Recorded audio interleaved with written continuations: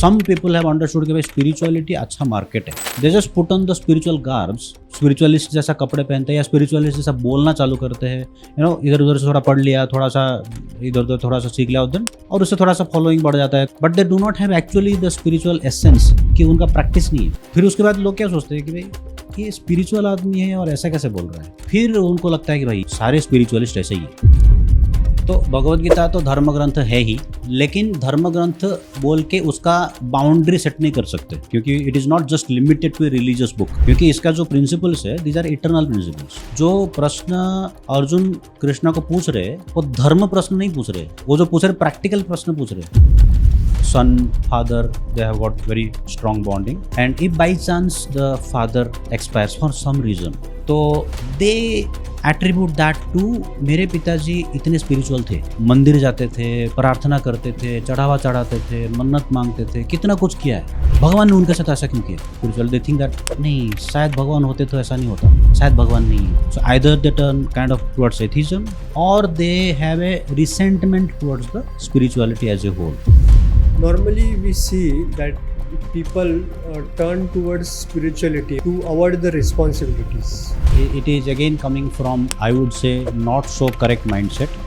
If you are running away from responsibility in life ना, you will run away from responsibility everywhere. आपका खुद का life का responsibility आप नहीं ले पा रहे हो तो किसका responsibility लेंगे. I mean, that's not the right zone to be in. नमस्कार दोस्तों, आज हमारे साथ है गंगा नारायण दास जी, जो इस्कॉन में सीनियर मॉन्क है, जो भगवद गीता की गहरी समझ और प्रैक्टिकल एप्लीकेशन के लिए जाने जाते हैं. मोनेस्टिक लाइफ अपनाने से पहले जिन्होंने करीब 10 साल तक कॉरपोरेट दुनिया में काम किया है, जिसकी वजह से उन्हें मॉडर्न प्रोफेशनल्स के चैलेंजेस का एक यूनिक और रिलेटेबल नजरिया मिला है. पिछले 21 से भी अधिक सालों से वो स्पिरिचुअल विजडम को प्रैक्टिस कर रहे हैं और उसे सिखाते भी हैं. और उससे पहले उन्होंने 7 साल से भी अधिक इंटेंस ट्रेनिंग प्रोग्राम भी किया है. उनके इनिशिएटिव अप्लाई गीता कोच के माध्यम से वो entrepreneurs, corporate professionals, home makers और स्टूडेंट्स को भी गीता के टाइमलेस प्रिंसिपल्स अप्लाई करना सिखाते हैं. चाहे वो डिसीजन मेकिंग हो, स्ट्रेस मैनेजमेंट हो, रिलेशनशिप हो, लीडरशिप या पर्सनल ग्रोथ हो. उन्होंने पर्सनली कई लोगों को कोच किया है, जिन्होंने अपने लाइफ की क्लियरिटी, इमोशनल स्ट्रेंथ और पीसफुल सक्सेस को एक्सपीरियंस किया है. चलिए चर्चा करते हैं गंगा नारायण दास जी से. So Ganga Narayan Prabhu, nowadays we see many people are turning away from spirituality. So what do you think, what is the reason behind that? So majorly what I have seen, what my observation is like majorly two reasons. One is that they might have got an experience with some spiritual person, maybe so-called spiritual person, could be a pseudo spiritualist also. तो क्या होता है, कभी कभी उनका experience किसी के साथ ऐसा अगर थोड़ा ख़राब हो गया ना, जैसे फॉर एग्जांपल मंदिर में गया कोई, एंड देन पुजारी है, सम स्पिरिचुअल जिनको रेवरेंस से देखते हैं, अरे वाह अच्छा, एंड देन उनके साथ कुछ एक थोड़ा सा बैड बिहेवियर हो गया या कुछ बोल दिया उन्होंने जो उनको हर्ट फील हुआ, right.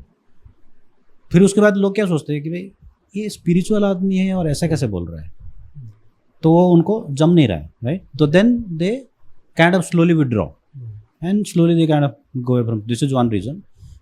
Another reason that I have seen कि उनके लाइफ में कुछ होता है. For example they are in, I mean, of course, son, father, daughter, father, they have got very strong bonding, and if by chance the father expires for some reason, maybe with an accident or something, whatever it is, तो they attribute that to कि मेरे पिताजी इतने spiritual थे, मंदिर जाते थे, प्रार्थना करते थे, चढ़ावा चढ़ाते थे, मन्नत मांगते थे, कितना कुछ किया है, भगवान ने उनके साथ ऐसा क्यों किया, right. So that another reason that they kind of pull away from the spiritual. They think that नहीं, शायद भगवान होते तो ऐसा नहीं होता, शायद भगवान नहीं है.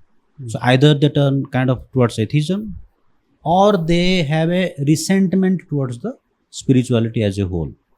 सो this are the main reason that I have seen so far in my life. जैसे आपने बताया कि लोग स्पिरिचुअलिटी से दूर हो जाते हैं, लेकिन व्हाट अबाउट दूर होना एक अलग चीज़ है, लेकिन पूरा स्पिरिचुअलिटी के बारे में उनके मन में हेट्रेड भी क्रिएट होता है. तो उसका भी कुछ अलग रीज़न है क्या?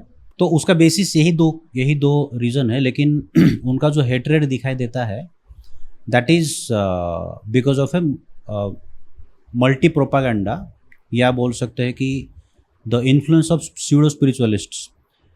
स्यूडो स्पिरिचुअलिस्ट क्यों कहा जाता है? Why we call them pseudo spiritualist? Because for example let's say अगर मैं आपको पूछता हूँ, अगर आपको मैथ्स सीखना है तो कहाँ जाएंगे?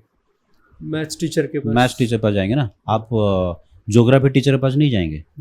सिंपल। तो क्या हो जाता है कि सम पीपल हैव अंडरस्टूड कि भाई स्पिरिचुअलिटी अच्छा मार्केट है, तो अच्छा मार्केट को ऐसा सोच के they just put on the spiritual garbs, you know, spiritualist जैसा कपड़े पहनते हैं या स्पिरिचुअलिस्ट जैसा बोलना चालू करते हैं, यू नो, इधर उधर से थोड़ा पढ़ लिया, थोड़ा सा इधर उधर थोड़ा सा सीख लिया, then they start speaking about it, और उससे थोड़ा सा फॉलोइंग बढ़ जाता है, कई सारे लोग कनेक्ट हो जाते हैं, but they do not have actually the spiritual essence, कि उनका प्रैक्टिस नहीं है, पर्सनल प्रैक्टिस नहीं है। भले ही थोड़ा बहुत नॉलेज इकट्ठा किया होगा, लेकिन पर्सनल प्रैक्टिस नहीं है। तो प्रैक्टिस नहीं होने के कारण कुछ टाइम बाद उनको समझता है कि भाई ये बंदा जो है ये दिख तो रहा है ऐसा, लेकिन एक्चुअली में कुछ और है। उसका जब पर्सनल लाइफ देखते हैं तो वो थोड़ा सा अलग दिखता है, जिससे उनको धक्का लगता है। They actually really feel bad about it. फिर उनको लगता है कि भाई ये सारे स्पिरिचुअलिस्ट ऐसे ही है। अभी देखो, ओरिजिनल करेंसी है तभी फेक करेंसी आता है, तो इसका मतलब ये नहीं कि सारा करेंसी फेक है। तो उसमें क्या हो गया, लोग क्या बोल दिया है, स्पिरिचुअलिस्ट जितने सारे मार्केट में सब फेक है। तो दैट्स अ रॉन्ग स्टेटमेंट। आपका एक्सपीरियंस किसी एक स्पिरिचुअलिस्ट के पर्सन के साथ खराब हुआ होगा, इसका मतलब ये नहीं कि जितने सारे लोग हैं सारे स्पिरिचुअलिस्ट खराब है। तो ये एक मेंटल ब्लॉक लोग क्रिएट कर लेते हैं अपने आप के अंदर, एंड देन दे स्लोली कुछ लोग दे जस्ट डिस्कनेक्ट, और कुछ लोग एक एंटी मूवमेंट चालू करते हैं कि भाई स्पिरिचुअलिज्म के अगेंस्ट में तो बोलना है मुझे। It becomes the mission of their life. ऐसा हो जाता है कि भाई अब इनको नीचे लेके ही आना है बस, जितने भी स्पिरिचुअलिस्ट है। एंड देन मैंने देखा है ये उनका पर्सनल एजेंडा है। They will search for spiritualist का किधर है उसका कोट, किधर है उसका यूट्यूब चैनल, किधर है उसका सोशल मीडिया, हर एक के अंदर जाके घुस के उसको कमेंट मारेंगे, यू नो, ये बकवास है, ये गंदा है, ये bad and all that, you know, they just create shit about all the whole thing. So that's like another extremism that I have seen. जैसे अभी आपने बताया कि किसी व्यक्ति को कुछ एक्सपीरियंस आया, इसकी वजह से उन्होंने उसके बारे में हेट्रेड या फिर उसके बारे में बुरा मन धारणा कर लिया उन्होंने उसके बारे में।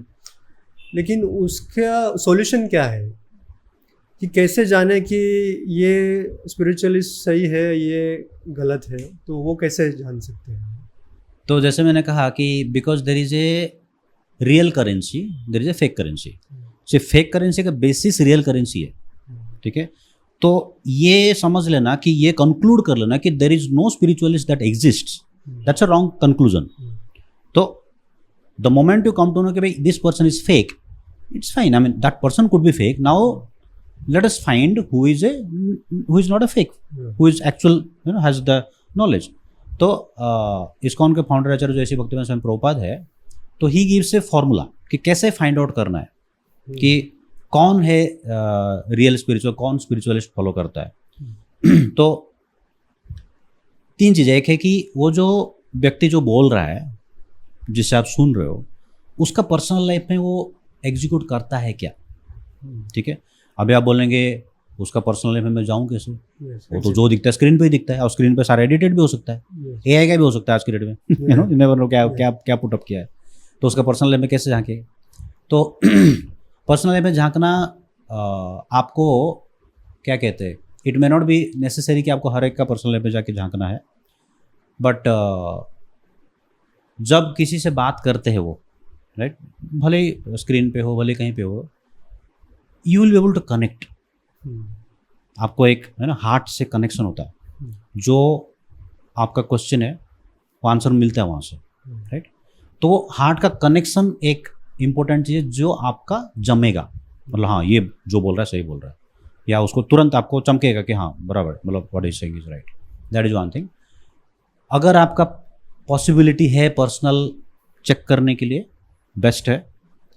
अगर नहीं है तो वैसे ही देखेंगे तो स्क्रिप्चर्स में बोला गया है कि अभी जो आपको दिख रहा है, आप मतलब यूजुअल बोल सकते हैं जस्ट सेंट और ए साधु जिसको बोलेंगे, तो whether the saint is speaking what is there in the scriptures, ठीक है, तो जो स्क्रिप्चर में है वही सेंट बोलना चाहिए, तभी उसको सेंट बोला जाएगा, साधु बोला जाएगा। तो अगर आप स्क्रिप्चर में और बोलने में थोड़ा सा ऊपर नीचे है तो मतलब it is not in line, तो आपको समझ में आएगा कि ये नहीं है।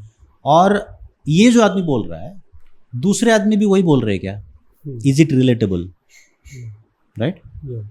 तो ये ट्रायंगल बनाया हुआ है, तो ये triangle is a check and balance का सिस्टम है। तो स्क्रिप्चर में जो है क्या वो वही बोल रहा है, और ये जो बोल रहा है दूसरे भी वही बोल रहे हैं क्या, दूसरे मतलब बोनाफाइड संप्रदाय के जो लोग हैं आपको मिलेगा सब, they will all talk the same essence, essence की बात कर रहा हूँ, एसेंस विल बी सेम। हाँ, प्रेजेंटेशन अलग हो सकता है, स्टाइल अलग हो सकता है, लेसन जो निकाले हो सकता है, बट देन द एसेंस जो है ना, जो मेन थिंग वो it will be same, it will be similar. तो ऐसा हमारे सिर्फ हिंदू धर्म में देखा जाए तो इतने सारे स्क्रिप्चर्स हैं, बहुत सारे वेदास है, इतने सारे हैं, और आजकल की मॉडर्न लाइफ में किसी के पास इतना समय नहीं है कि कौन सा स्क्रिप्चर पढ़े, और वो भी सही है कि नहीं, सही स्क्रिप्चर हाथ में लगा तो लकी इनफ है कोई किसी को। लेकिन ऐसा कोई पर्टिकुलर स्क्रिप्चर आप बता सकते हैं जिससे हम शुरुआत तो एटलीस्ट कर सके?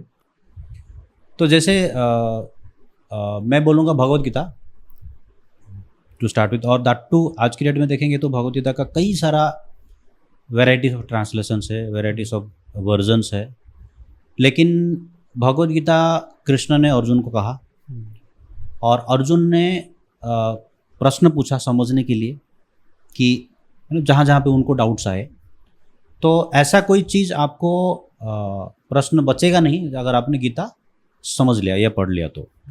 अभी आप बोलेंगे गीता में तो 700 श्लोक है, अभी हर एक श्लोक पढ़ने का इतना टाइम तो नहीं है मेरे पास, और मैं खाली श्लोक पढ़ लेता हूँ। कुछ लोग हैं तो इतना सा एक छोटा सा बुक आता है 10-20 रुपए का, तो वो खाली श्लोक पढ़ते हैं रोज। तो श्लोक पढ़ना अच्छा है, श्लोक पढ़ सकते हैं, श्लोक पढ़ने में आपको श्लोक पढ़ने का बेनिफिट मिलेगा, संस्कृत उच्चारण साउंड वाइब्रेशन का बेनिफिट मिलेगा, लेकिन जब तक आप उसका मीनिंग समझेंगे नहीं, जब तक उसको इम्प्लीमेंट नहीं करेंगे तो उसका एक्चुअल नॉलेज का बेनिफिट नहीं मिलेगा। तो वो बेनिफिट के लिए आपको चाहिए जो इस्कॉन के जो संस्थापक आचार्य ए.सी. भक्तिवेदांत स्वामी प्रभुपाद, उन्होंने जो ट्रांसलेशन दिया है, जो परपट दिया है, तात्पर्य दिया हुआ है, that is the most authentic and that is the one that is creating the maximum impact आज की डेट में। तो वर्ल्ड वाइड पॉइंट इज उन्होंने जो लिखा है it's so clear and anybody can understand, कोई भी, मतलब simple language, not big jargons are there, बहुत बड़ा ना समझ इंग्लिश का वर्ड नहीं है उसके अंदर, बहुत सिंपल लैंग्वेज में लिखा है, कोई भी पढ़ सकता है, कोई भी समझ सकता है। तो आई वुड सजेस्ट कि अगर आपको गीता पढ़ना ही है तो इस्कॉन का गीता पढ़ेंगे तो आपको सबसे ज़्यादा क्लैरिटी मिलेगा। जैसे आपने बताया Bhagavad Gita is a best book to start if someone wants to read any scripture to understand about spirituality, but ऐसा माना जाता है कि भगवत गीता एक हिंदू बुक है। क्या ये बुक कोई भी पढ़ सकता है कि सिर्फ ये बुक सिर्फ हिंदुओं के लिए ही बना हुआ है, या ये सिर्फ धर्म ग्रंथ है, ऐसा कुछ है? तो भगवत गीता तो धर्म ग्रंथ है ही, लेकिन धर्म ग्रंथ बोल के उसका बाउंड्री सेट नहीं कर सकते, क्योंकि it is not just limited to a religious book, क्योंकि इसका जो प्रिंसिपल्स है दीज आर इटर्नल प्रिंसिपल्स, ठीक है। और जो प्रश्न अर्जुन कृष्णा को पूछ रहे वो धर्म प्रश्न नहीं पूछ रहे, वो जो पूछ रहे प्रैक्टिकल प्रश्न पूछ रहे, he is asking practical questions. और आप अगर फर्स्ट चैप्टर में देखेंगे अर्जुन का जितने सारे रीजंस है नॉट टू फाइट, तो प्रैक्टिकल प्रॉब्लम्स बता रहे कि भाई मैं अगर इनको मार दूंगा तो ये सब इनके लेडीज विधवा हो जाएंगे, right, and then other man will try to pollute those people, फिर वहाँ से जो बच्चे पैदा होंगे that will become they will create nuisance in the whole world, that's a reality, it's a practical problem, ऐसा होता है, राइट। तो उसको कैसे प्रोटेक्ट करना है दैट कृष्णा इज सेइंग। तो प्रॉब्लम प्रैक्टिकल है, प्रॉब्लम सर यूनिवर्सल। अभी ये जो भी प्रॉब्लम्स अर्जुन पुटअप कर रहे हैं they are all practical and universal problem, सबके लिए एप्लीकेबल है। तो भगवद गीता का एक बेसिक कॉन्सेप्ट जो है, तो व्हाट अर्जुना को बार बार बोल रहे Krishna is like, you cannot escape from your duty. आप एक क्षत्रिय हो, you are a warrior, you are in the war and that too in the middle of the battlefield. अभी यहाँ पे आप बोल रहे हो मैं जाऊंगा, मैं घर में जा रहा हूँ छोड़ के. तो अभी कृष्ण भागो मत. अब भी अगर आप भागेंगे तो लोग आपको कावड़ बोलेंगे. Bhagavad Gita as a conversion if you see, Bhagavad Gita 5000 साल पहले अर्जुन और कृष्ण के डिस्कशन आपस का डिस्कशन था. लेकिन अभी हम जिस सदी में रह रहे हैं, लोगों के पास टाइम नहीं है. ट्रेन से ट्रैवलिंग में ही आधी जिंदगी शहरों में लोगों की गुजर रही है, स्पेशली इन मुंबई. तो उस टाइम में जो मैसेज दिया था श्री कृष्ण ने, वो अभी के मॉडर्न युग में कैसे अप्लाई कर सकते हैं? क्योंकि हम लोग जो इन्फॉर्मेशन अभी देखते हैं, अदर देन स्पिरिचुअल इन्फॉर्मेशन और other than Bhagavad Gita, information of Bhagavad Gita, आज एक चीज इन्फॉर्मेशन जो मिली है वो जरूरी नहीं है कि कल तक वो अपडेटेड रहेगी, ऑब्सोल्यूट हो जाती है. एब्सोल्यूट हो जाती है, या फिर नया अपडेट आ जाता है. इवन सॉफ्टवेयर्स में मशीन्स भी चेंज हो रहे हैं, सॉफ्टवेयर्स चेंज हो रहे हैं, टेक्नोलॉजी चेंज हो रहा है. लेकिन ये जो मैसेज दिया है श्री कृष्ण ने, वो अभी के जीवन में जरूर अभी भी एप्लीकेबल है. तो इसी को कहते हैं, this is called standing the test of time, right. तो अभी देखिए, आपने जो बचपन में टेक्स्ट बुक पढ़ा होगा, ठीक है, अभी वो नहीं है. यस, है ना. और अभी 6 महीने पहले जो फोन लिया था, आज के डेट में वो आउटडेटेड हो जाता है. यस, 1 साल पहले जो लैपटॉप लिया था, खत्म हो गया उसका लाइफ. तो हर दिन हर टाइम पे अपग्रेड हो रहा है, जैसे आपने कहा. बट ये जो नॉलेज है 5000 साल पहले बोला गया था. कृष्ण ने बीच में आके बोला नहीं, अरे उस टाइम पे अर्जुन को बोला था ये वाला एक्स्ट्रा श्लोक आओगे, इसको अभी निकाल दो, नया श्लोक डालता हूँ. ऐसा हुआ नहीं है. श्लोक का भी संविधान गठन होके 1948 में संविधान का गठन हुआ. कितना सारा अमेंडमेंट आया, कितने सारे आए. आज लॉ बनता है, कल को अमेंडमेंट हो जाता है. साइंस के पोस्टुलेट्स आते हैं, साइंस के प्रिंसिपल्स आते हैं, आज बनता है, 10 साल बाद वो बदल जाता है. लेकिन आप देखो भगवद गीता का जो प्रिंसिपल से जो श्लोका है, एज इट इज, एक भी श्लोका बदला नहीं है, एक भी निकाला नहीं है, एक भी नया डाला नहीं है. राइट. तो क्या हो गया इसका मतलब? The Bhagavad Gita knowledge is standing the test of time. The principles are eternal.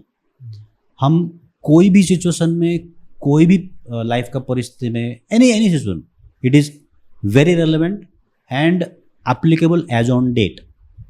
Now only the difference is मुझे कैसे अप्लाई करना है, दैट्स ए डिटेल. वो क्वेश्चन हो सकता है कि भाई अभी ये सिचुएशन में, मेरा जो लाइफ का सिचुएशन है, मैं इस लाइफ के मेरा सिचुएशन में कैसे उसको उतारूं, that is detail to be discussed with.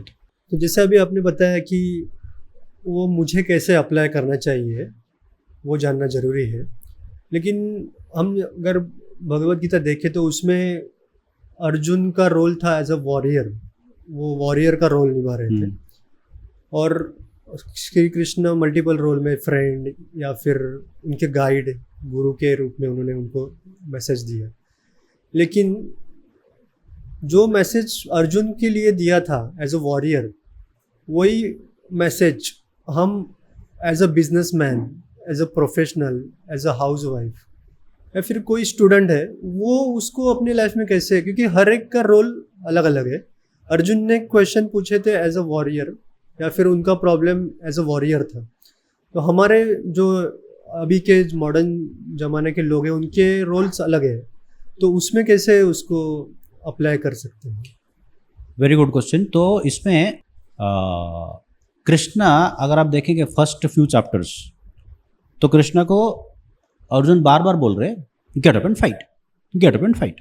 मतलब बार बार बोल रहा है. अगर आप उसका सीरीज में देखें तो गेट अप एंड फाइट. तो इसका मतलब ये नहीं, अभी जैसे मैं ये कह सकता हूँ get up and do it. तो आपको क्या करना है? तो कृष्णा का जो मेन पॉइंट है, सी अभी एक स्टूडेंट है, क्या करना चाहिए उसका क्या ड्यूटी है? स्टडीज. उसका स्टडी करना चाहिए. अगर वो स्टडी नहीं करेगा तो क्या होगा? एग्जाम प्रॉब्लम होगा, राइट. और Krishna, Arjun as a warrior, उसको क्या करना चाहिए? युद्ध करना चाहिए. युद्ध करना चाहिए. एक बिजनेसमैन है, उसको क्या करना चाहिए? बिजनेस बिजनेस करना। तो बेसिकली कृष्णा ये नहीं बोल रहे कि कृष्णा खाली जो अर्जुन को बोल रहे कि गेट अप एंड फाइट, वो हम सबके लिए इक्वल एप्लीकेबल होता है, get up and do it. Krishna आपको बोल रहे, स्टूडेंट को बोल रहे उठ के पढ़ाई करो। कृष्णा प्रोफेशनल को बोल रहे आप अब जाके जॉब करो, डू योर ड्यूटी। एक हाउस वाइफ का जो ड्यूटी है, ठीक है, बच्चे संभालना है, आपका घर संभालना है, वो आपका ड्यूटी है, आपको ड्यूटी करना है। तो everybody should perform their own duties. तो ये भी आता है 4th चैप्टर में। कृष्णा डायरेक्टली कहते हैं कि अर्जुन को कि आपको अपना ड्यूटी करना चाहिए, भले ही उसमें गलती रहे, त्रुटि रहे, चलेगा। लेकिन आप ये नहीं बोल सकते कि देखो वो मेरा ऑफिस का जो कलीग है ना, वो कलीग जो काम कर रहा है उससे अच्छा काम मैं कर सकता हूँ। ऐसे बहुत लोगों का कॉन्फिडेंट है, लोग प्रोफेशनल मतलब सिचुएशन में बात कर रहा हूँ। कृष्णा कह रहे आप अपना ड्यूटी गलती के साथ करो चलेगा, दूसरे का ड्यूटी परफेक्टली करेंगे तो भी नहीं चलेगा। डायरेक्ट इंस्ट्रक्शन है कृष्णा का गीता में। मतलब अपना मतलब mind your own business, don't पोक your nose in others business, that the point. तो हर एक इंडिविजुअल का अलग अलग ड्यूटी है।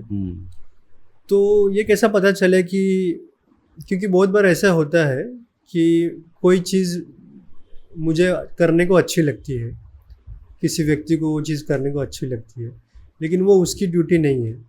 तो ये कैसे पता चले कि उस व्यक्ति की एक्चुअल ड्यूटी क्या है, वो कैसे? तो इसका दो अंडरस्टैंडिंग है, दो चीज़ें। पहला है हम सबको 2 टाइप के काम करने पड़ते हैं। एक जो हमें अच्छा नहीं लगता है और दूसरा जो हमें अच्छा लगता है। ठीक है, तो यूजुअल हम क्या करते हैं, जो अच्छा लगता है उसको ज़्यादा प्रायोरिटी देके करते हैं, लेकिन जो अच्छा नहीं लगता है लेकिन जिसको करना जरूरी है वो नहीं करते, या उसको बैक सीट में रखते या लो प्रायोरिटी टास्क में रखते। तो मैं अगर फॉर एग्जांपल बोलूँ, आप सुबह घर पे उठे, घर पर झाड़ू मारना है, पोछा मारना है, थोड़ा क्लीन करना है, it's a normal thing, right. अगर आप बोले ए कौन झाड़ू मारेगा, बाद में करते, नहीं करेंगे, कपड़ा नहीं धोना है, जो बेसिक चीज़, या नहाना नहीं है, राइट। तो अगर आप बोलेंगे ऐसा तो अच्छा नहीं लग रहा है लेकिन करना अच्छा है, ज़रूरी है। करेला खाना पसंद है क्या? नहीं, मैक्सिमम लोगों को पसंद नहीं है, लेकिन करेला खाना अच्छा है, अच्छा, शरीर के लिए करेला खाना अच्छा उसके है। लिए अच्छा। तो अभी मेडिकली या आयुर्वेदिक के हिसाब से बोलेंगे तो सजेस्ट करते हैं कि हफ्ते में 1 दिन करेला खाना चाहिए। ये मेडिकल साइंस का, आयुर्वेदिक साइंस का सजेशन है। कितने लोग खाते हैं? नहीं खाते। रोज स्वीट खाना अच्छा नहीं है। कितना लोग खाते हैं? सब खाते हैं मतलब यूजुअली, राइट। तो हमको जो अच्छा लगता है हम उसको करते हैं, लेकिन जो अच्छा नहीं लगता है वो नहीं करते। लेकिन हमको इसमें डिस्टिंक्शन करना पड़ेगा, हमको जो अच्छा नहीं लगता है या अच्छा लगता है, क्या वो हमारे लिए अच्छा है?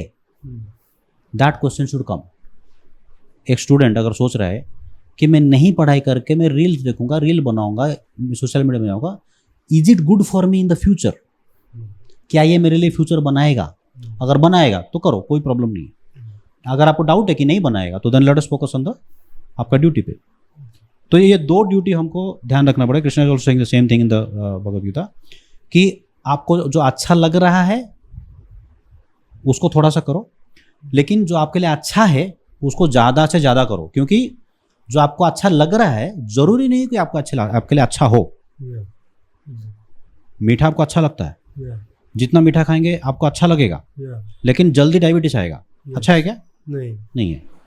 आप अगर हफ्ते में एक बार करेला खाएंगे, रोज करेला खाएंगे, अच्छा नहीं लगेगा, लेकिन आपको डायबिटीज कभी नहीं होगा। अच्छा है? अच्छा है। तो ये पॉइंट है कि हमको क्या अच्छा लगता है, what is good for me, that I should do. What I feel like doing, you again verify कि ये अच्छा है कि अच्छा नहीं है। अच्छा है तो करो। अभी भगवद गीता का इम्पोर्टेंस तो आपने बताया, लेकिन नॉर्मली हमारे कल्चर में बताया जाता है कि स्क्रिप्चर्स को बहुत रिस्पेक्ट देना चाहिए, उसका ये सम्मान करना चाहिए।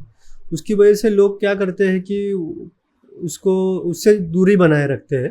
दूरी इन द सेंस रिस्पेक्ट देते हैं लेकिन पढ़ते नहीं है, या फिर उसको लाल कपड़े में, मोस्टली हमारे हिंदू कल्चर में देखा जाता है कि उसको लाल कपड़े में बांध के मंदिर के पूजा करते में थे। पूजा के लिए रख देते हैं। रोज पूजा करते हैं। लेकिन उसका बेनिफिट जैसे आपने बताया कि हम लोग उससे बहुत कुछ सीख सकते हैं, उसको स्टडी कर सकते हैं, वो नहीं कर पाते। तो उसके लिए आपका कुछ मैसेज है कि किस तरीके से उसका फ़ायदा हम ज़्यादा से ज़्यादा ले सकते हैं? तो मैं आपको एक स्टोरी बताता हूँ। हमारे मंदिर में एक बार फ्रेंच से लोग आए थे, फ्रेंच। तो उस दिन रसगुल्ला बनाया था, ठीक है। तो ऐसे बात चलते चलते पूछा उन्होंने कि भाई आज क्या मेनू है, तो मैंने बोला आज बढ़िया आइटम है, रसगुल्ला है। तो उन्होंने पूछा रसगुल्ला क्या होता है, तो मैंने बताया ऐसा वाइट जैसा बॉल होता है, चीज़ से बना हुआ रहता है, रसीला रहता है, सॉफ्ट रहता है, मस्त रहता है, स्वीट रहता है, बढ़िया मज़ा आता है। उसको कुछ समझा नहीं क्योंकि उन्होंने कभी रसगुल्ला खाया नहीं। जैसे ही बैठे खाना परोसा गया तो डाला प्लेट में, रसगुल्ला आया, फिर मैंने बताया ये देखो इसको रसगुल्ला कहते हैं। तो उसने उठाया और मुंह में डाला। तो उसका मैंने जितना सारा एक्सप्लेनेशन दिया था ना, एक ही झटके में समझ में आ गया। एक्सपीरियंस। तो that is the same thing. मैं गीता को कपड़े में रैप करके रख सकता हूँ ऑल्टर में, डेली आरती करूँगा, डेली फूल लगाऊंगा, भोग चढ़ाऊंगा, सब करूँगा, उसका बेनिफिट आपको मिलेगा, पक्का मिलेगा, गारंटी। लेकिन पढ़ने से उसका 1000 गुना ज़्यादा बेनिफिट मिलेगा, पढ़ने से और उसको अप्लाई करने से। मतलब मोस्टली अप्लाई करने से बोलूँगा मैं, पढ़ने से भी नहीं होने वाला, क्योंकि आप पढ़ के बहुत कुछ कर सकते हैं, बहुत कुछ वैसे ही पढ़ा रखा है। लेकिन पढ़ के उसको इम्प्लीमेंट करना, applying the Gita principle is going to help, right. तो मैं भी यही बोलता हूँ ना कि रीडिंग, अंडरस्टैंडिंग, स्पीकिंग, है ना, mugging up shlokas is not going to help you in life of Bhagavad Gita. Applying Gita is going to help you, that's the only way that you can get the maximum benefit. तो मेरा suggestion रहेगा, जिसके पास भी गीता है, अगर आपने कपड़े पे बांध के रखा है कोई प्रॉब्लम नहीं, कपड़े से खोलो, दिन में एक पन्ना पढ़ो, बस एक, जस्ट वन। कितना टाइम लगेगा? एक पन्ना आपको पढ़ने के लिए मुश्किल से 2-5 मिनट लगेगा। कितना भी स्लो पढ़ेंगे तो 5 मिनट लगेगा, बस उतना ही। तो रोज़ पढ़ो एक पन्ना। तो अगर आपको बुक में 700 पन्ना है तो 1.5-2 साल में बुक खत्म हो जाएगा। फिर से पढ़ो, फिर से पढ़ो, फिर से पढ़ो, एक पन्ना पढ़ो। तो हो सकता है कि आपको कभी कभी एक पन्ना पढ़ते पढ़ते 2 पन्ना पढ़ने का मूड आ जाए, कभी टाइम मिल गया तो आधा घंटा ही पढ़ ले, तो फायदा ही है ना। But at least start somewhere. So आपने जैसे बताया कि एक्शन इम्पोर्टेंट है और पढ़ना इम्पोर्टेंट है, बुक उससे बेनिफिट लेना इम्पोर्टेंट, लेकिन प्रॉपर वे क्या है उसको भगवद गीता को पढ़ने का? जैसे बाकी बुक्स होते हैं, हम लोग कहीं से भी शुरू कर देते हैं, मूड आया तो थोड़ा पढ़ लेते हैं, या फिर कुछ समय बाद हमारा मन बदल जाता है, फिर कोई दूसरा स्टोरी बुक ले लेते हैं। तो वो अवॉइड करने के लिए इज देयर एनी गाइडलाइन कि हम इसे लॉन्ग टर्म के लिए मेंटेन रख सके ये रीडिंग को? बेसिकली आज के डेट का जो बिहेवियरल पैटर्न है ना, जो मैंने देखा है, कोई भी चीज़ कंसिस्टेंसी मेंटेन करना डिफ़िकल्ट है, राइट। मतलब it is a human psychology, और माइंड को हमेशा कुछ तो नया चाहिए। नया चाहिए मतलब समथिंग एक्साइटिंग, कुछ तो वैरायटी। तो आप एक बुक उठाया, पढ़ना चालू किया, थोड़ी देर पढ़ा, आधा घंटा पढ़ा, 1 घंटा पढ़ा, किसी को लगता है कि पूरा बुक पढ़ लेते हैं, किसी को 5 मिनट में बोर हो जाते हैं, अलग अलग टाइप के हमारा सिचुएशन रहता है। तो इसीलिए मैं बोलता हूँ एक कंसिस्टेंट हैबिट बनाना चाहिए। रोज़ कुछ ना कुछ पढ़ने के लिए एक हैबिट अगर रहेगा तो that will go long run, लंबा टाइम के लिए बेनिफिट देगा वो। जैसे मैंने कहा कि रोज़ एक पन्ना पढ़ो, ठीक है। तो रोज़ एक पन्ना पढ़ने के लिए बोलने का जो मेरा पॉइंट है कि आप एक पन्ने में लिमिटेड नहीं रहेंगे। पॉइंट है कि बुक उठाओ, पढ़ो। मैंने बोला एक पन्ना पढ़ो, अगर आप खाली एक भी पन्ना पढ़ते हैं ना, नो प्रॉब्लम, चलेगा। लेकिन मिनिमम आपका एक टाइम के बाद, जैसे 1 महीना हो गया, 2 महीना हो गया, फिर आप एक पन्ने पे, it will not be limited. आप फिर 2 पन्ने में जाएंगे, 3 में जाएंगे, 4 में जाएंगे, धीरे धीरे आपको अच्छा लगने लगेगा, उसका बेनिफिट लगने लगेगा, तो आपको इट विल कंटिन्यू।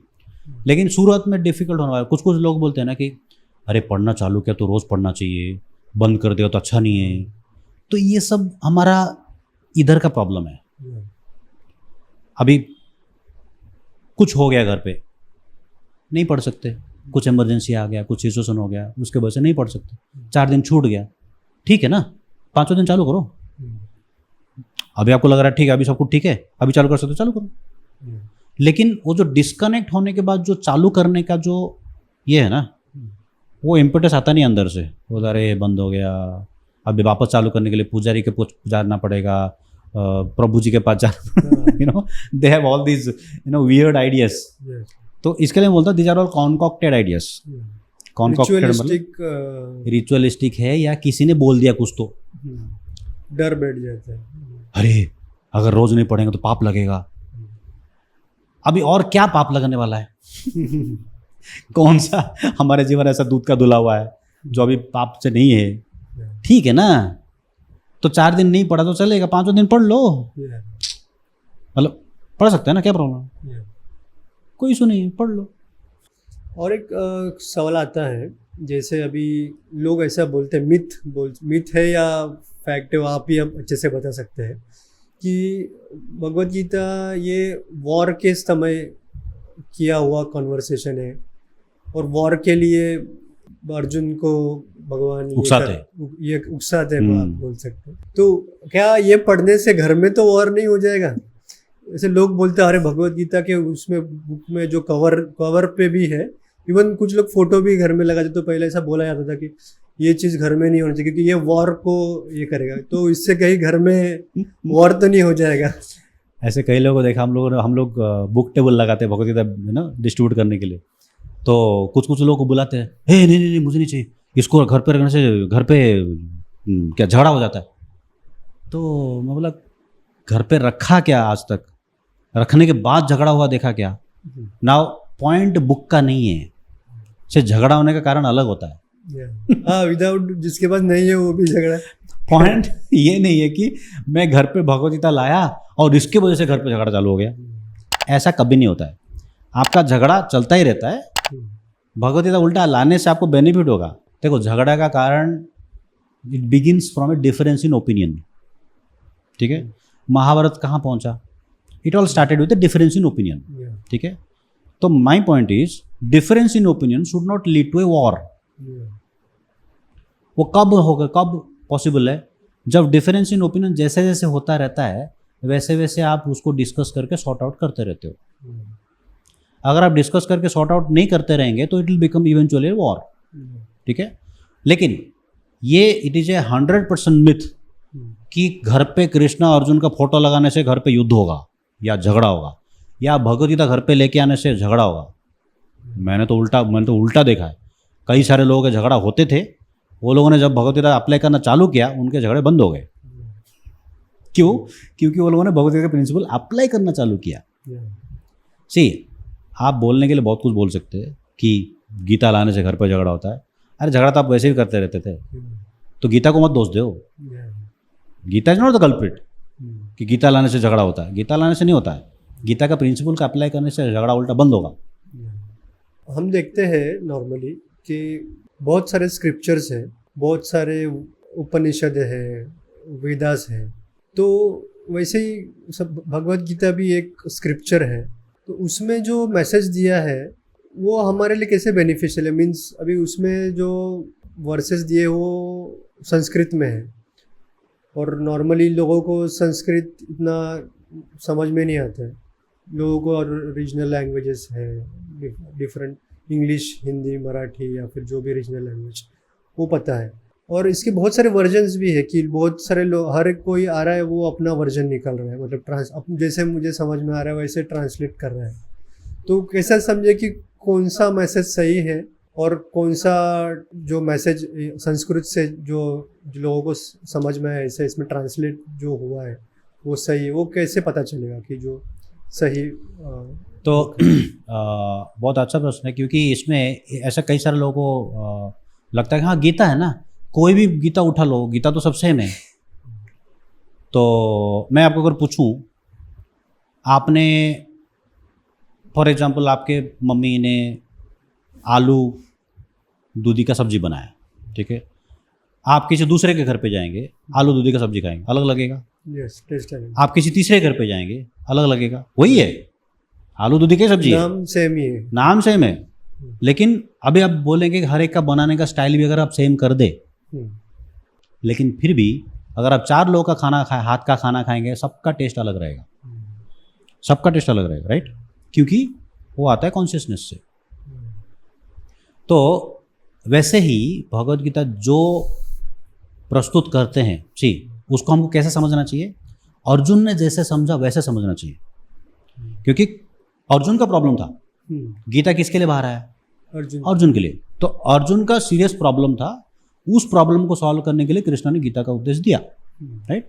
तो हमारे लाइफ में भी कई सारे सीरियस प्रॉब्लम्स है, मतलब गोज विदाउट से, राइट? सबके लाइफ में सीरियस प्रॉब्लम्स रहते हैं। कोई बोल सकता है मेरे लाइफ में इतना नहीं, बट देन है, बट सबके लाइफ में प्रॉब्लम्स है। नाउ वो प्रॉब्लम का सॉल्यूशन जिस प्रकार से अर्जुन को दिया गया है उसी प्रकार से हमको समझना जरूरी है, जैसे अर्जुन ने समझा, राइट?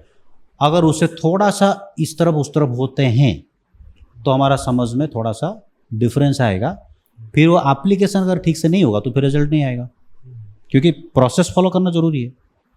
प्रोसेस फॉलो नहीं करेंगे तो रिजल्ट नहीं आएगा। तो मेरा कहने का पॉइंट यही था कि बहुत सारे एडिशंस है भगवद गीता के, लेकिन जो बोनाफाइड कहा जाता है, तो ऐसे 4 संप्रदाय कहा जाता है जिसको बोनाफाइड संप्रदाय कहा जाता है। तो जो भगवद गीता को अपने लाइफ में उन्होंने अप्लाई किया हुआ है, अगर वो कमेंट दिया हो, उन्होंने ट्रांसलेशन किया, उन्होंने कमेंट्री दिया हुआ है, वो सबसे ज़्यादा मायने रखता है। न कि कोई भी, मेरा एक दिन मूड हुआ, मैं सुबह उठा, भगवद गीता का एक पन्ना पढ़ा, मुझे लगा वाह क्या लिखा है इसके अंदर, और मैं तुरंत फ़ोन उठाया, मोबाइल चालू किया, रील इंस्टाग्राम पे एक रील रिकॉर्ड किया, देखो भगवद गीता ऐसा लगा करके पोस्ट करके डाल दिया, और 40 दिन तक आगे देखा ही नहीं। गीता ना गीता अपने तरफ, वो अपनी तरफ, अब मैं अपने दुनिया में व्यस्त हूँ। तो हो सकता है कि उसका रील ऐसा अच्छा होगा कि वो मिलियंस के व्यू में चले जाए, पॉसिबल है, लेकिन उन्होंने अपने लाइफ में गीता को अप्लाई नहीं किया है। It just happened to be there. उनको जस्ट एक चस्का लगा, मजा आया, अच्छा लगा, टेम्पररी उन्होंने कर दिया, और उसने शायद जो बोला होगा वो भी शायद वो भूल गया होगा। लेकिन जो पॉइंट मैं बोलना चाहता हूँ, अर्जुन ने गीता को सुना, अप्लाई किया, वहीं पे युद्ध भूमि में गीता को अप्लाई किया। हमको भी गीता सुनना है तो गीता को अप्लाई करना है, राइट? और that too not from a concocted understanding. Concocted मतलब क्या? The knowledge has to come from disciplic succession. जैसे एग्जांपल देता हूँ मैं, अगर डॉक्टर बनना है तो अगर मैं आपको बोलूँ मैंने डॉक्टरी के सारे किताब पढ़ रखे हैं, ठीक है, MBBS के जितने सारे बुक्स है ना मैंने सब पढ़ रखा है, और एक स्पेशलाइजेशन का सारे सर्जिकल बुक्स भी मैंने पढ़ रखा है। आ जाओ मैं आपका सर्जरी करता हूँ, नहीं बाबा, डर के भाग जाएंगे ना। क्यों? डिग्री है क्या चेक करें? नहीं, मैं दिखाता हूँ ना, डिग्री है मेरे पास डिग्री है, मैंने MBBS किया हुआ है, मैंने सब बुक पढ़ रखा है, सारा बुक मेरा इधर है, मतलब मेरे सब बुक्स मेमोराइज करके रखा है। तो अभी मुझे सब नॉलेज है, मैंने सारा बुक पढ़ रखा है, लेकिन मैंने किसी प्रैक्टिस नहीं किया, किसी डॉक्टर के नीचे रह के, हाथ के नीचे रह के प्रैक्टिस नहीं किया। जैसे बोलते हैं ना कि पहले प्रैक्टिस करने के लिए डेड बॉडी प्रैक्टिस करते हैं, वो सब मैंने नहीं किया हुआ, मैंने खाली पढ़ाई किया है बस।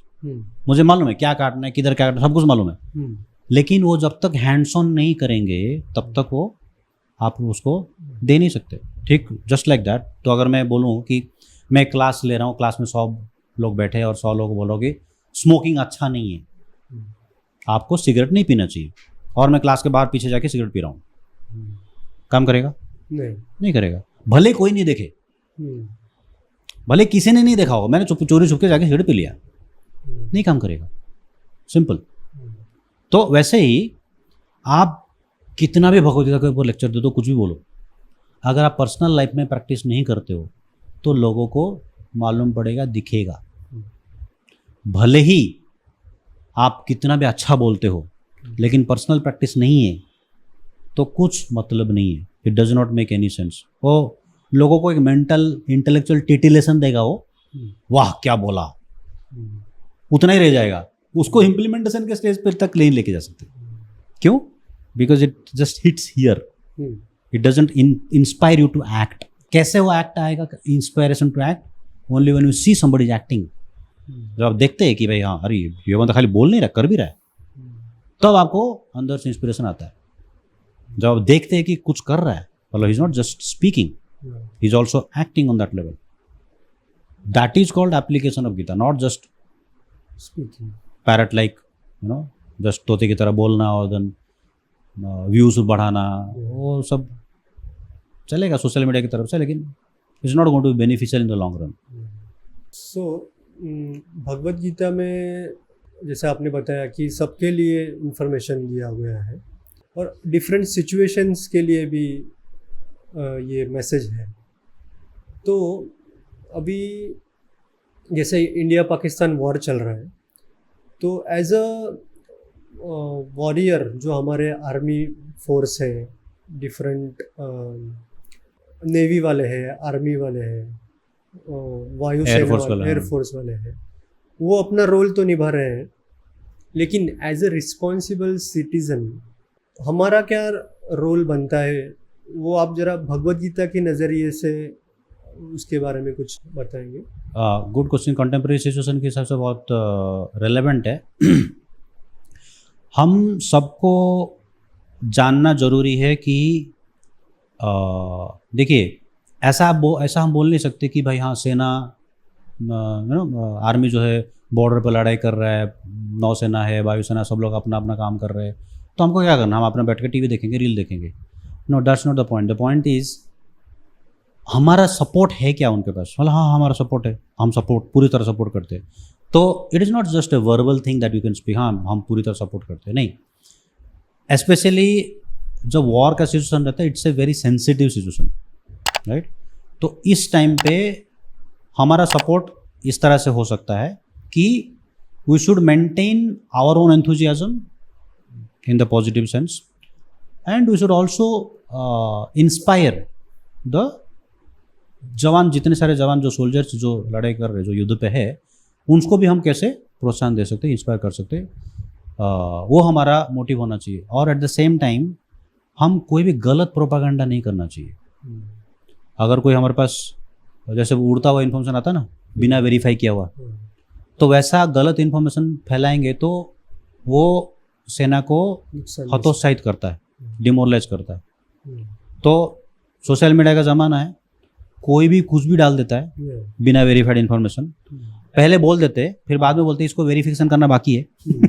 ऐसे भी कुछ स्टेटमेंट कर देते, which is also very not very right.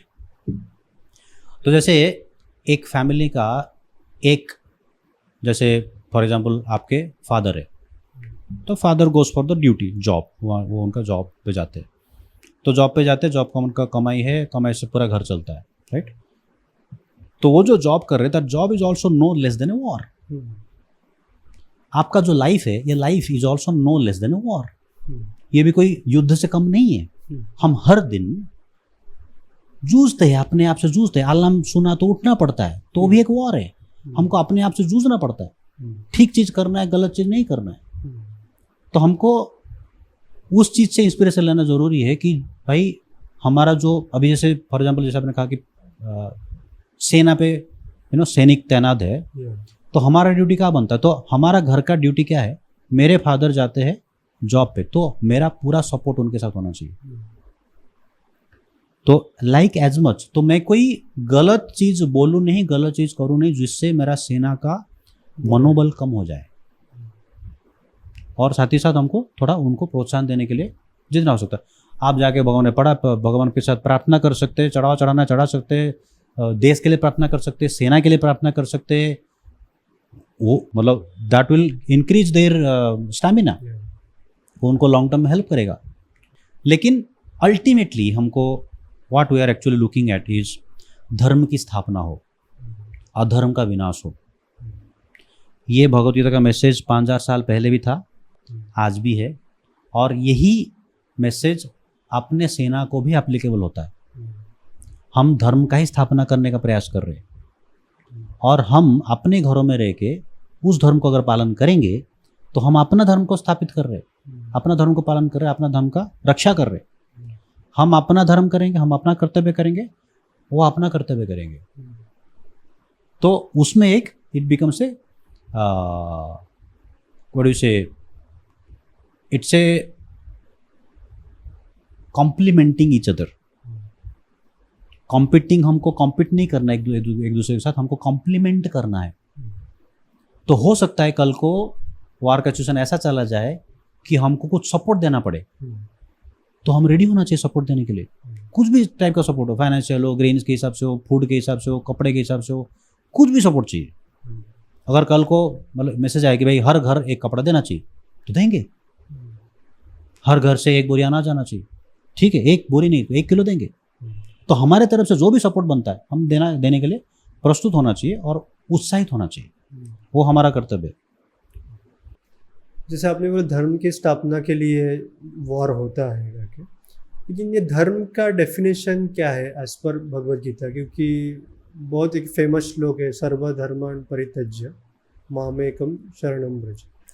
तो वो धर्म एक्चुअली में वो धर्म है क्या? क्या ये हिंदू धर्म है या फिर कोई और अदर धर्म है? तो एक्चुअल धर्म क्या है किसी इंसान का? धर्म को नहीं समझने वाले या नहीं समझ के बहुत सारा बैड प्रोपागेंडा हो गया है।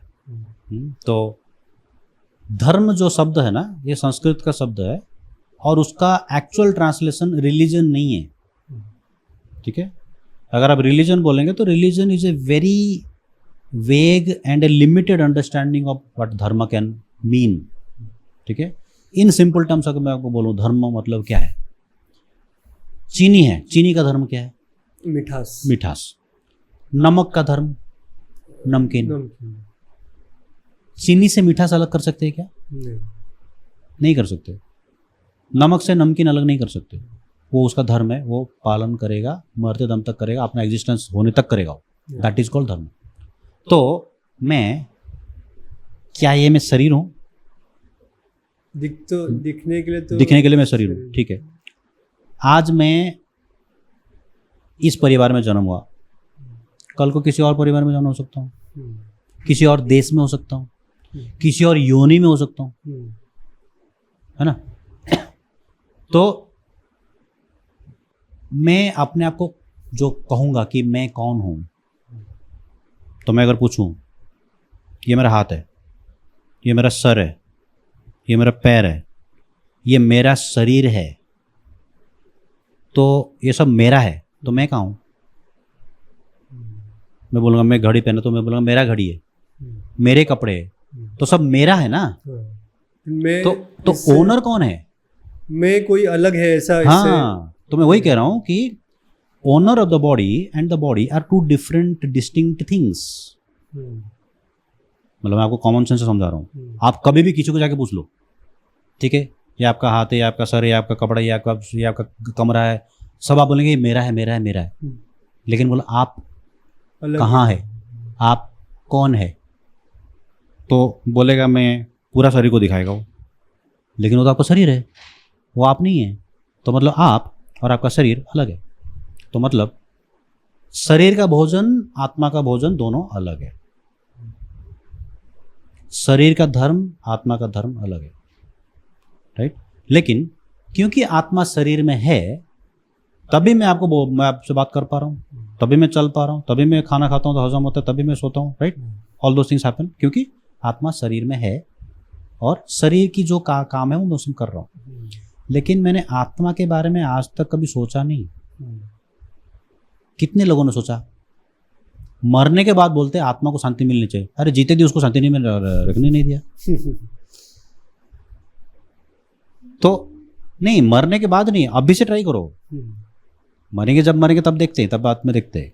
लेकिन अभी से हमको ट्राई करना चाहिए आत्मा को कैसे शांति मिले, पीस मिले, या आत्मा की जो डिस्टर्ब्ड अवस्था है अभी, वो डिस्टर्ब अवस्था से कैसे शांत पोजिशन में जा सके। तो आत्मा का एक धर्म होता है। आत्मा का धर्म क्या है? एक होता है एटर्निटी, आत्मा मरता नहीं है, दैट इज कॉल्ड सत चित आनंद।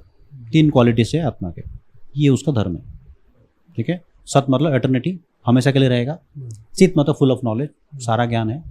आनंद मतलब हमेशा वो आनंद में रहता है। हम्म, लेकिन जैसे वो शरीर में आ गया, कष्टों से becomes encapsulated with a lot of pains and difficulties, hmm, उसको घेर लेते सारे कष्ट। हम्म, तो मैं अगर बोलूं कि हमारा धर्म क्या है, धर्म शरीर का नहीं होता है।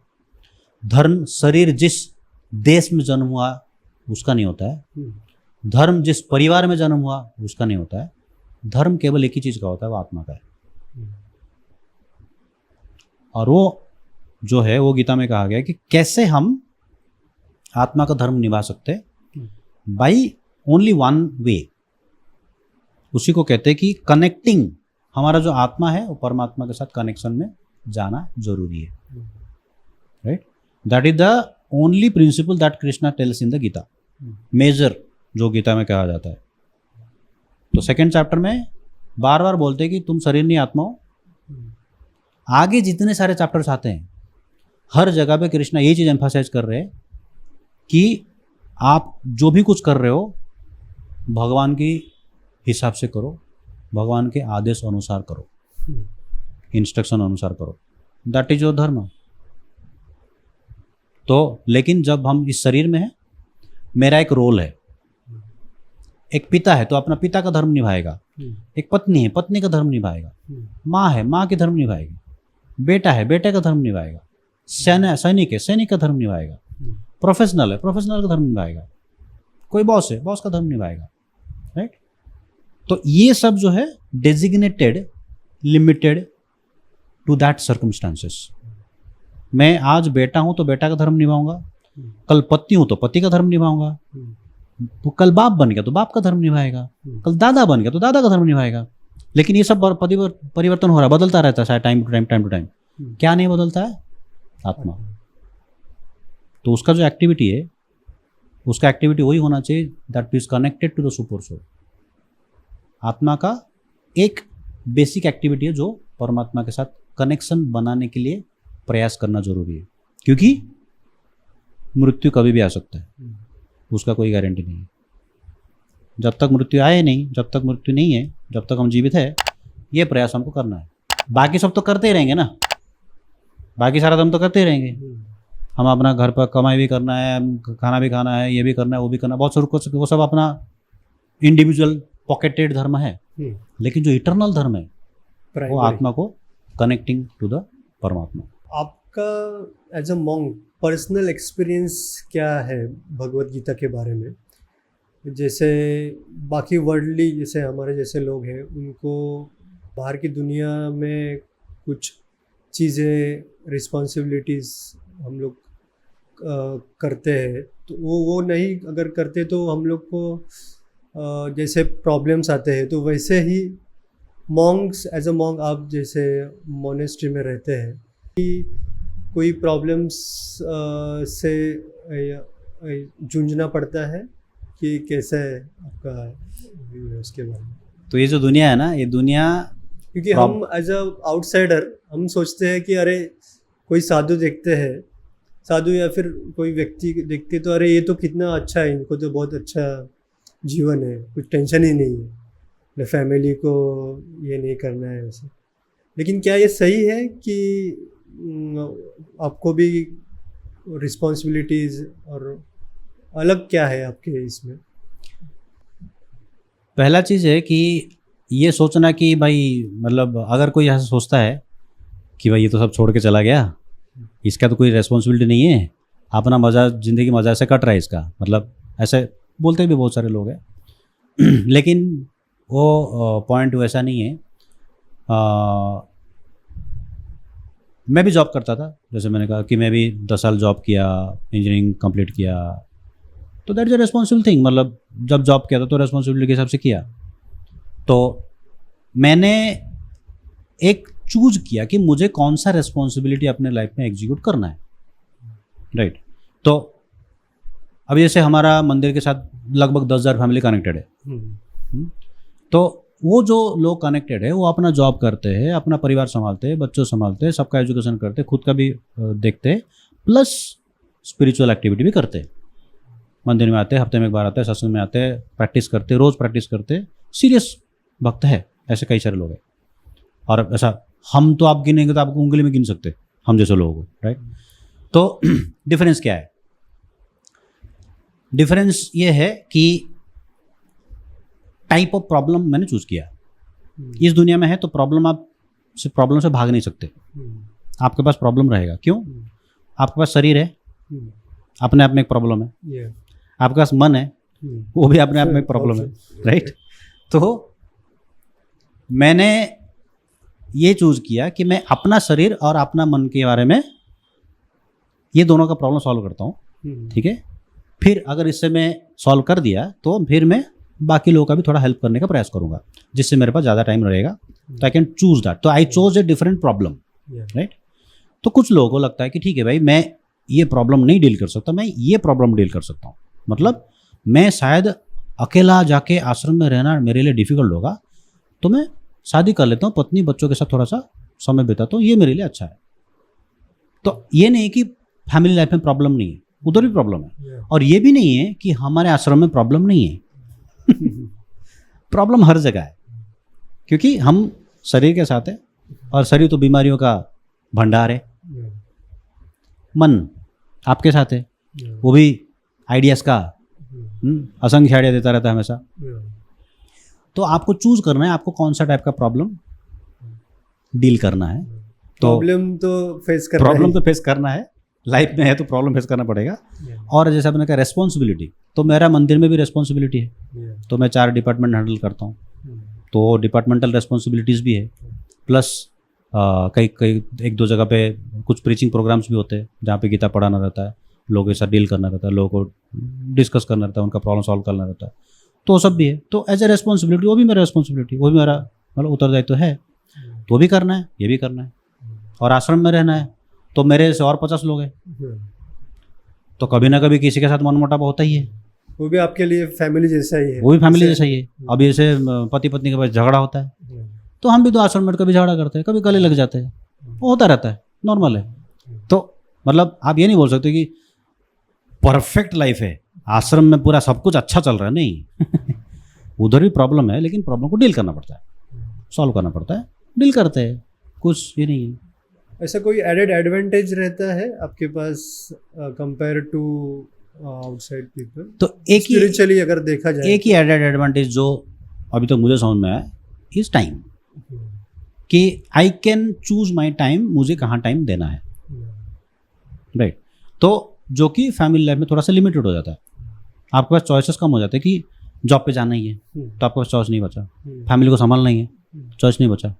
तो वो टाइम जो है that I can spare for, मेरा एक्स्ट्रा स्टडी के लिए मैं स्पेयर कर सकता हूँ, मेरा नॉलेज गेन के लिए, या लोगों को बात करने के लिए, दूसरे लोगों का प्रॉब्लम सॉल्व करने के लिए। आप आज की डेट में कंटेम्प्रेरी जो प्रॉब्लम्स हो रहा है, वो प्रॉब्लम का सॉल्यूशन कैसे गीता से प्रेजेंट किया जा सके, मैं उसके बारे में सोच सकता हूँ, है ना। अलग अलग टाइप का भी, जैसे आज की डेट में मेजर प्रॉब्लम है mental problem, mental and emotional problem बहुत ज़्यादा है, राइट। तो किसी को थोड़ा सा कुछ बोला नहीं, उसको झटका लग जाता है, धक्का लगता है उसको, दे गेट इमोशनली ड्रेन्ड एकदम। तो ये माइंड एंड इमोशन के ऊपर मेरा थोड़ा स्टडी चल रहा है, तो I am also coming with lot of things. तो मैंने अभी तो जो देखा है, जो व्यक्ति इमोशनली स्टेबल है वो बहुत लंबा जाता है। इमोशनली स्टेबल मतलब मेंटली स्टेबल, और जो इमोशनली स्टेबल नहीं है वो हिल जाता है और हमेशा गिरता रहेगा, और 50 बार गिरता रहेगा, उठेगा गिरेगा, वो उसका पूरा बैंड बज जाता है। तो if you don't know how to manage your mind and emotions, you will be having a tough life in life, really tough life. तो मेरा एक सेशन चलता है जिसे I call it emotional mastery using Bhagavad Gita. तो उसमें मैं I go in depth into 21 emotions, 21 negative emotions, जिसमें I elaborate in a deep way. तो that's a separate topic, people can enrol to that also. But the point is, mind हमारे पास है, mind को deal करना पड़ता है, शरीर हमारे पास है, शरीर को डील करना पड़ता है। तो you to manage your body, you to manage your mind and your life, that's a responsibility. It is very great contribution from your side to help people in general. Actually, normally we see that people turn towards spirituality or take cover of spirituality to avoid the responsibilities. Like people think that if I take spirituality or show spirituality, then I need not complete my responsibility. Krishna or Lord, higher power will take care of it. So is this right? मतलब ये सही तरीका है जो spirituality को practice करने का? तो देखिए, it is again coming from a I would say not so correct mind set. See, if you are running away from responsibility in life ना, you will run away from responsibility everywhere. That's the thing that you are showing, right? If you can't take responsibility of your own life, किसका responsibility लेंगे आप? आपका खुद का life का responsibility आप नहीं ले पा रहे हो तो किसका रेस्पॉन्सिबिलिटी लेंगे आप? I mean that's not the right zone to be in. वो सही जगह नहीं है रहने का. और अगर हम ये सोचते हैं कि जैसे मतलब कई जगह पर मैंने कोट्स भी देखा है कि यू नो तू मेरे काम में, मैं तेरे, ऐसा कुछ तो सुना है मैंने. मतलब यू कैन पैराफ्रेज दैट कि अगर मैं अपना काम करता हूँ तो भगवान अपने धाम में रहते हैं. मैं अगर भगवान का नाम लेता हूँ तो भगवान मेरे काम करते हैं. तो ये ऐसा उसका कुछ तो मीनिंग है. तो मैं पूछूंगा, जैसे मैं स्पिरिचुअलिटी प्रैक्टिस कर रहा हूँ, अभी बोल सकते हैं फुल टाइम कर रहा हूँ, तो मैं अगर उठ के घर पे झाड़ू नहीं मारूंगा तो घर साफ होने वाला है? तो भले ही मैं कितना भी मैं सुबह से लेके पूरा स्पिरिचुअल एक्टिविटी में डूब के रहा और मैं अपना रूम सफाई नहीं किया, मैं अपना कपड़ा नहीं धोया, मैं अपने नहाया नहीं, तो कैसे होगा? नहीं होगा ना. सो हमको समझना चाहिए spirituality is a spiritual practice. हम आज के डेट में 100% स्पिरिचुअल नहीं है. ठीक है, वो जो स्टेटमेंट है वो स्टेटमेंट अप्लाई होता है 100% स्पिरिचुअल पर्सन को.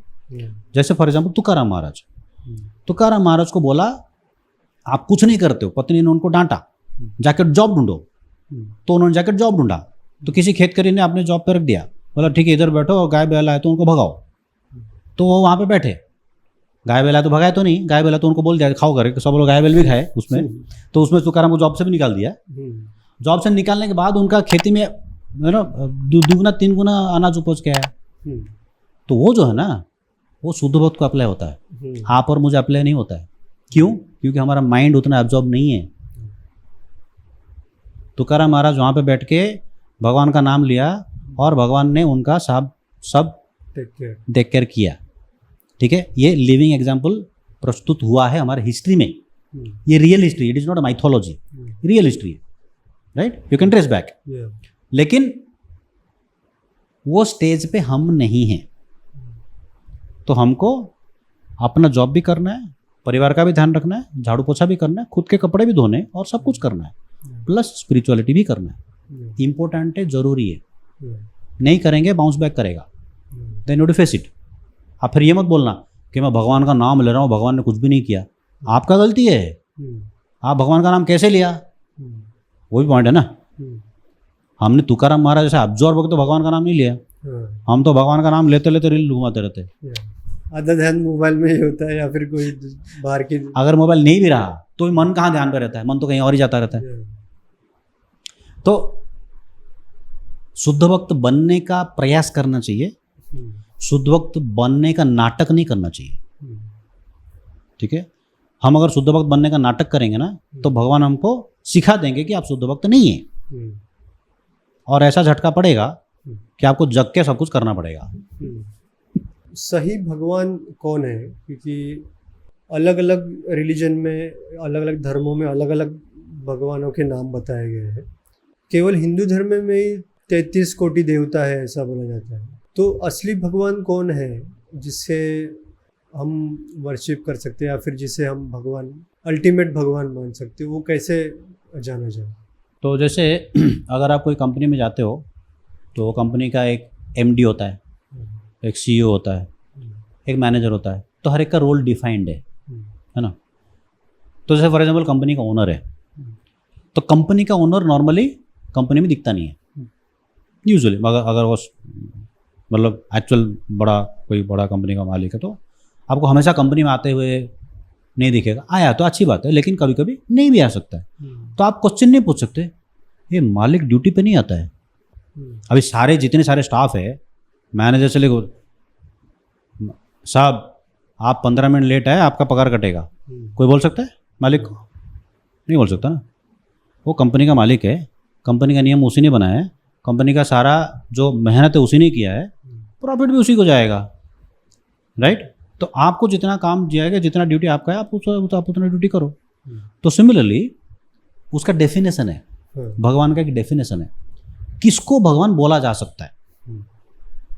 तो जैसे मैंने कंपनी का मालिक का एग्जाम्पल दिया, तो वैसे ही ये सृष्टि का मालिक है, ठीक है। तो जैसे बिना कंपनी का मालिक का कंपनी चलेगा नहीं, चलेगा नहीं मतलब आजकल कंपनी ऐसा बनाते हैं कि बिना मालिक का भी कंपनी चलता है, लेकिन वो एक्सपर्टीज है, एक्सपर्टीज है वो। तो मतलब कंपनी के बिना हैंड, मतलब क्या बोलते हैं, हस्तक्षेप नहीं किए कंपनी चलता है, दैट इज एन एक्सपर्टीज। वो कंपनी का मालिक का एक्सपर्टीज है। वैसे ही भगवान का भी एक्सपर्टीज है कि उन्होंने दुनिया बनाया, या हमेशा बार बार आके इसमें आके ये करो वो करो बताने की जरूरत नहीं। उन्होंने सिस्टम सेट कर दिया है, सब कुछ सेटअप कर दिया है और सिस्टम चल रहा है। तो भगवान किसे कहा जाता है? That is a definition. 6 opulences कहा जाता है, 6 प्रकार के भगवान। भग रेफर्स टू ऑपुलेंस, ऐश्वर्य। वान मतलब जिसके पास वो सब है। जैसे मैं कहूँगा बलवान, मतलब बल उसके पास है। जैसे मैं कहूँ धनवान, तो धन उसके पास है। तो ऐसा 6 कैटेगरी से 6 क्राइटेरिया है। तो 6 क्राइटेरिया जिसको मैच होता है उसी को भगवान कह सकते हैं। सब लोग भगवान नहीं हो सकते, और वो एक ही है, 50 लोग नहीं है। हाँ, उनके अलग अलग रूप है, वो अलग चीज़ है, लेकिन भगवान एक ही है। और एक क्वेश्चन है कि हम लोग बहुत बार देखते हैं कि ऑफिसेस में या फिर हमारी फैमिली रिस्पॉन्सिबिलिटीज़ में बहुत से लोग हैं जो अपना ड्यूटी तो बहुत अच्छे से निभा रहे हैं, लेकिन वो उनको एक्सपेक्टेड रिजल्ट नहीं मिलते। हम लोग को तो बचपन से कहा जाता है कि बहुत मेहनत करो, फिर आपको ज़रूर उससे आपको बहुत ज़रूर सक्सेस मिलेगी। लेकिन ऐसा भी होता है, लोग बहुत मेहनत करते हैं, सालों साल मेहनत कर रहे हैं, लेकिन उनको सक्सेस नहीं मिल पाता। लेकिन उसके लिए अभी भगवद गीता के अकॉर्डिंगली क्या सॉल्यूशन बताया गया है? तो हमारे लिनियज में भक्ति सिद्धांत सरस्वती ठाकुर करके स्पिरिचुअल मास्टर, वो कहते हैं, एक एग्जांपल देते हैं इस क्वेश्चन का आंसर के हिसाब से। जैसे कोई नाव है, बोट, ठीक है, तो बोट को तट से निकलना है। तो क्या किया, एक बार इन लोगों ने आके बोट में बैठे और नाव वाला उसने नाव चलाना चालू किया।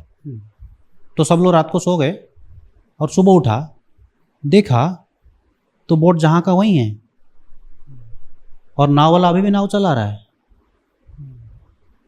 मतलब फिर लोगों को समझ में नहीं आया क्या हुआ। अरे भाई, अरे मैंने तुमने रात को सो गया था क्या? नहीं भाई, मैं रात को पूरा मेहनत कर रहा हूँ, देखो मैं अभी भी मेहनत कर रहा हूँ, पूरा पसीना पसीना हो गया हूँ। और रात भर मेहनत किया उसने, मतलब पूरा रात भर उसने बोट को रोइंग किया, लेकिन फिर भी बोट कहीं गया नहीं आगे। तो फिर मालूम पड़ा कि वो एंकर नहीं निकाला। खुद बोट का एंकर था ना, उसको बिना निकाले वो बोट को मेहनत कर रहा है। तो हमारे लाइफ में भी ऐसा बहुत टाइम करते हैं हम लोग। एक जगह पे एंकर लगा देते हैं, मेहनत बहुत करते हैं, लेकिन वो एंकर निकला नहीं तो आगे कहाँ जाएगा गाड़ी। अभी तक हमको समझ में नहीं है वो एंकर कहाँ है और कैसा है और कैसे निकालना है। मेजॉरिटी तो लोग don't know what that anchor is. हमको मेजॉरिटी लोगों को मालूम नहीं है कि एंकर कौन सा है, निकालना है कैसे निकालना है। Nobody has any idea. तो ये जो बेसिकली कॉन्सेप्ट है, it comes in the Gita कि you can do all your activities but if you don't qualify you will not get it. ठीक है, तो हम अगर राइट डायरेक्शन में if we act we will qualify. So Gita also tells कि if you don't get something why you don't get that and what you should do to get that and what are the action items, वो clearly बताता है। तो we have to find out कि मैं जो मेहनत कर रहा हूँ is it in the right direction, am I doing the right thing and am I putting sufficient effort, right. तो अगर मैं खाली एफर्ट डाल रहा हूँ, if it is not in the right direction result नहीं आएगा। If I am not doing the right thing result नहीं आएगा, कितना भी एफर्ट डाल दो. But principle is effort you cannot avoid. Principle is you cannot get it without qualifying, and you should do whatever it takes to qualify. तो बिना qualification का नहीं मिलने वाला है. जैसे फॉर एग्जाम्पल अगर बोल कि 10th एग्जाम में मैंने पास नहीं हुआ, आपका दुश्मन नहीं बैठा है उधर पेपर लेके कि आपको फेल कराने के लिए बैठा है. Of course not. आपने जो लिखा है वही उसके हिसाब से उसका ही रिजल्ट है ना. तो अगर आपने पास नहीं हुआ मतलब यू डिडंट क्वालिफाई.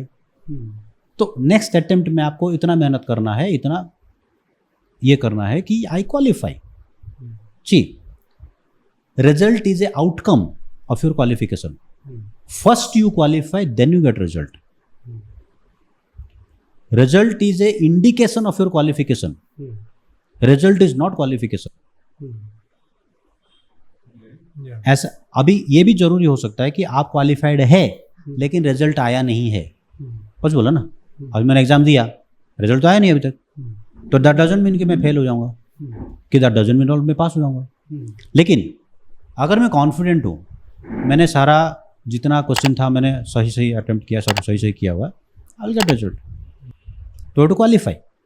सो आपने बताया प्रभु जी कि कोई भी सक्सेस या फिर कोई भी चीज़ हम लोग कोई भी सक्सेस पाने के लिए सिर्फ मेहनत से नहीं कर सकते, उसके लिए क्वालिफाई होना भी बहुत ज़रूरी है. लेकिन वो क्वालिफाई होने के लिए क्या करना चाहिए कि हम पता कर सके कि हाँ अभी हम लोग क्वालिफाई है ये चीज़ करने के लिए? तो अभी कभी कभी ऐसा होता है, यूजुअली क्वालिफाई नहीं होने का एक रीज़न जो मैंने रिपीटेटिवली देखा है लोगों के बीच में कि फ्रस्ट्रेट हो जाते हैं बहुत जल्दी. They lose patience. मेहनत करेंगे फिर बट अरे नहीं हो रहा है मेरे से, छोड़ दिया. तो उनको शायद ये नहीं मालूम कि शायद और थोड़ा सा 5% एफर्ट में रिजल्ट मिलने वाला था, जस्ट छोड़ देते. राइट. और कुछ लोग वो 5% के सोच के गलत डायरेक्शन में बहुत लंबा चले जाते हैं और बुरी तरह फंस जाते, बुरी तरह फ्रस्ट्रेट हो जाते हैं. तो इसके लिए my suggestion is that have a mentor. वो आपको बताएगा सही डायरेक्शन में जा रहे हो कि नहीं जा रहे हो. बिना उसका आप जो भी कुछ करेंगे वेरीफाई नहीं कर सकते कि मैं सही दिशा में जा रहा हूँ कि नहीं जा रहा हूँ. बिना मेंटर का it is going to be like बोलते हैं ना कि अंधेरे में तीर चलाना, वैसे ही हो जाता है. तो mentor will understand you better than yourself. He will tell you which you think I can't do. आपको लगेगा कि मैं नहीं कर सकता, लेकिन mentor को लगता है कि ये कर सकता है. And mentor is confident कि you can do it. तो then only mentor will tell you कि भाई you do it. But उस टाइम पे you should have confidence on the mentor कि भाई ये बोल रहा है तो करना चाहिए. And then you do it. And you get the result because mentor is a person who has seen you, who has seen the result, and who has seen or who has gone through the process to get the result. तो he can tell you कि कौन सा जगह पे आप कम पड़ रहे हो, मेहनत में, डायरेक्शन में, या अंडरस्टैंडिंग में, whatever it is. जो भी क्लैरिटी चाहिए आपको वो मिलेगा. But that's a must. You see, biggest of the people, जो भी highest rungs of the ladder है आज की डेट में सोसाइटी में, every single person has a mentor. Every single person. Virat Kohli has a mentor, Tendulkar has a mentor. Every biggest of the people they have a mentor. Why? The principle is simple. I need to learn and do it. So आपने जैसे बताया अभी, और एक उसी के ऊपर और एक ये आ जाता है सवाल कि आजकल की दुनिया में जैसे बहुत सारे लोग हैं जो सिखाते हैं कि कोई भी चीज़ कैसे करनी चाहिए, लेकिन सही मेंटर कैसे चुना जाए कि जिससे हम जो अचीव करना चाहते हैं वो हम कर सकते हैं. तो स्पेसिफिकली आज के डेट का जो सिनेरियो है हमको उसमें भी even to find a mentor will have to undergo lot of trial and error. क्योंकि वो जो जोड़ी है ना, वो मेंटर और आपका जो जोड़ी है दैट इज ऑल्सो वो जमना चाहिए। Yeah. जमना चाहिए मतलब ऐसा नहीं कि मैचिंग होता है, वैसा नहीं। जमना चाहिए मतलब आपको लगना चाहिए कि ये मेंटर मुझे चैलेंज देगा Hmm. और ये चैलेंज मेरे लिए अच्छा है। Hmm. उसको मेंटर नहीं कहते, Hmm. जो आपको वही देगा जो आप कर सकते हो, Hmm. वो मेंटर नहीं है। Mentor means challenging, Hmm.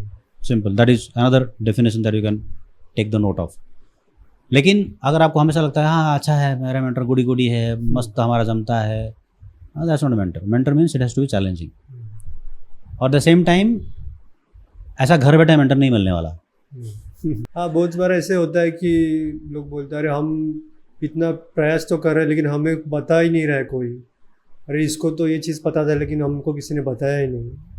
वैसा भी होता है कभी कभी। तो उसके लिए हमको थोड़ा बाहर जाना पड़ेगा, ढूंढना पड़ेगा कि ठीक है, अगर मैंने डिसाइड किया मुझे, जैसे मैं पर्सनल एग्जांपल दूंगा तो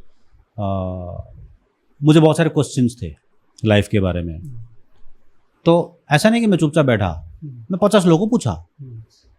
तो पूछते पूछते पूछते पूछते 4-5 साल लगा मुझे मेरे मेंटर तक पहुंचने के लिए। Literally it took me 5 years। It's okay. तो अगर 5 साल में मेरा मेंटर मुझे मिल गया, जब अभी भी मैं मतलब दावे के साथ कह सकता हूँ कि जो मेंटर मुझे मिला है that is one of the best mentor that I have got, और मेरा हर क्वेश्चन का आंसर उनके पास है, राइट? तो व्हाट एल्स यू नीड? तो even if it takes 5 years, not a problem, but who has to search? That person who is having, हमको ढूंढना है तो हमको ढूंढना पड़ेगा ना, ढूंढना हमको ही पड़ेगा। तो ऐसा नहीं कि मैंने घर से निकला सीधा मेरे को दरवाजे का मेंटर मिल गया, ऐसा नहीं होता है कभी। नहीं होने वाला है। आपको ढूंढना पड़ेगा, ठीक है इनको ट्राई करती है, अच्छा ठीक है ये है, नहीं ये है, तो ट्राई करना पड़ेगा। एंड देन एक के साथ आपका जमेगा। एक के साथ जमेगा मतलब चैलेंजिंग भी रहेगा, इंट्रिगिंग भी रहेगा, एंथुजियास्टिक भी रहेगा, एग्जेम्पलरी भी रहेगा। तो जब आपको उनको देखते इंस्पिरेशन मिलता है, दैट्स अ मेंटर। एंड ढूंढो, मिलेगा। हर एक के लिए बनाया हुआ है। जैसे जोड़ी ऊपर से बनते हर एक के लिए बनाया हुआ है, आपको ढूंढना पड़ेगा, ढूंढने के तो मिलेगा। At least for that we should try. हाँ, अभी मेंटर के लिए ट्राई नहीं करेंगे तो क्या ट्राई बचा क्या लाइफ में करने के लिए? मतलब see at least if anybody finds a mentor, उनका जीवन सॉर्टेड है, literally speaking. Sorted mean sorted. Challenge जो आएगा मेंटर से आएगा, आपको एग्जीक्यूट करना है, only to make you a better version. That's it. That is for our benefit, that is for our benefit, our growth. नहीं तो हमको तो अच्छा लगता है ना बेड पे काउच पे पड़े रह के रील घुमाने के लिए, वो तो वैसे ही करते रहेंगे। हम नॉर्मली शॉर्टकट ढूंढते रहते हैं कि कोई प्रॉब्लम है और इसका इमीडिएटली सॉल्यूशन गूगल कर ले या फिर कोई वीडियो यूट्यूब पे देख ले। तो प्रॉब्लम जब भी लाइफ में आता है ना, गूगल करो, लेकिन गूगल से सॉल्यूशन एक्सपेक्ट मत करो, क्योंकि Google can give you information, Google can not give you transformation. तो जैसे मैंने कहा, if you have to get to the level of success what you deserve और what you want, first you have to qualify. तो वो जो qualifying state है that can only come from mentor. वो बताएंगे आपको कि भाई इधर इधर आपका कमी पड़ रहा है, sort this and you will be there. So thank you for very good information about overall spirituality and Bhagavad Gita.